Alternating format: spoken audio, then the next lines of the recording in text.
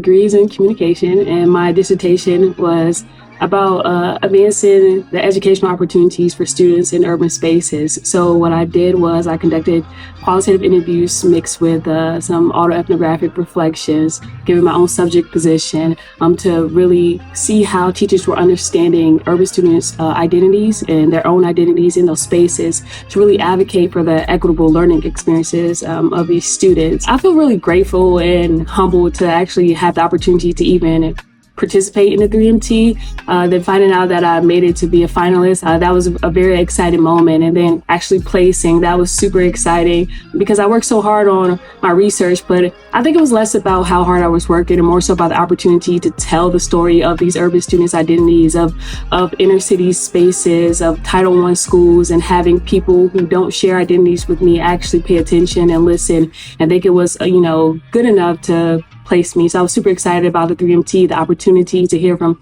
other people, researchers, learn what they were doing, and then to just be brought here. I think my role as a scholar is definitely to be an advocate, to learn how to use my voice to advocate for people who don't have the opportunity that I was given.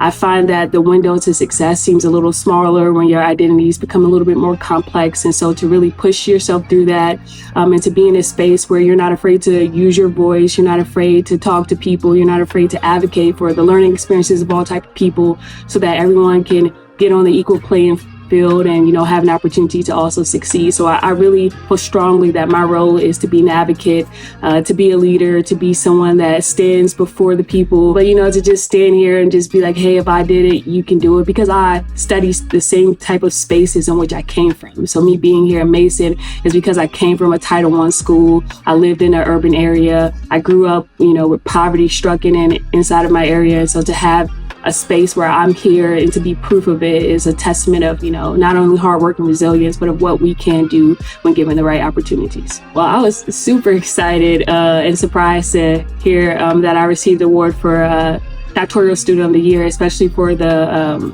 department. It was like, wow, finally. It feels like all my hard work is paying off. It finally feels like all those nights that I was sacrificing, that I was saying, no, I can't go out, that I was studying, that I was waking up writing, that I was committing to this process, that finally paid off, that I finally am being recognized. I think that's probably one of my favorite awards I've received and throughout my entire collegiate career, because it's like I'm finally at the end of this race and, people recognize it. I love the graduate division. I feel like it's a home away from home.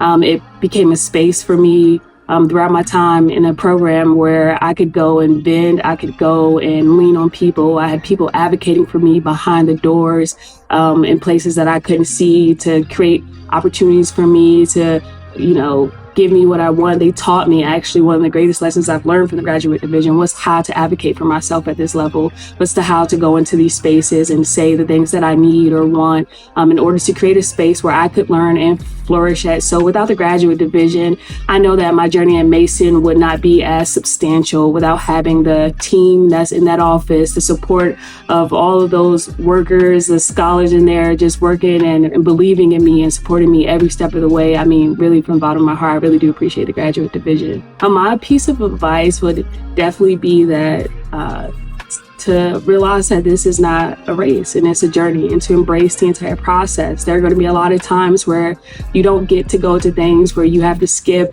where you have to say no. There's going to be a lot of highs, and those highs are going to be met with some lows. But the point of it is to fall in love with the process, fall in love with all those nights where your hard work is being rewarded, where you're getting the scores that you want, you're getting the feedback that you want, and fall in love with those nights where you're struggling. So my encouragement would definitely be to embrace all of it. It's not meant to be easy, because if it was easy, I truly believe that everybody could do it, but it is meant to change you. And the person you become at the end is definitely not the person you are when you started this. And so give grace to yourself throughout the entire process and love all of it. What's next for me is very big and very wide. There are a lot of aspirations that I hope to do. One of the biggest things is continuing my research. I would like to take some of the things that I've revealed and discovered inside of my data and inside of my research and really build upon it, to go into urban spaces, go into schools, and do something with it to help teachers to really learn about the identities of their urban students and how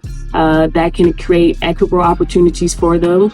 I hope to one day maybe do something a little larger than a 3MT, maybe a TED Talk. I plan on writing a book in the future, so I'm keeping my options wide and big and my faith a little larger, and we'll see where the journey continues to take me.